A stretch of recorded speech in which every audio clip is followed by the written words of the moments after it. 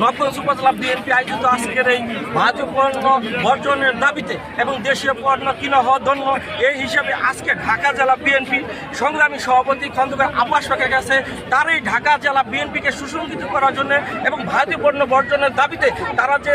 কর্মসূচি বাস্তবায়ন করছে এই হিসাবে আজকের কর্মসূচি এবং আগামী দিনে তারা কি আরো পদক্ষেপ নিচ্ছে এই আমরা একটু জানবো। আমরা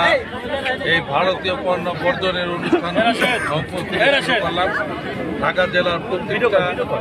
থানায় এবং প্রত্যেকটা ইউনিয়নে ওয়ার্ডে আমরা এই বর্জন আমরা অব্যাহত রাখবো এবং পুরো জাতিকে আমরা জানাবো।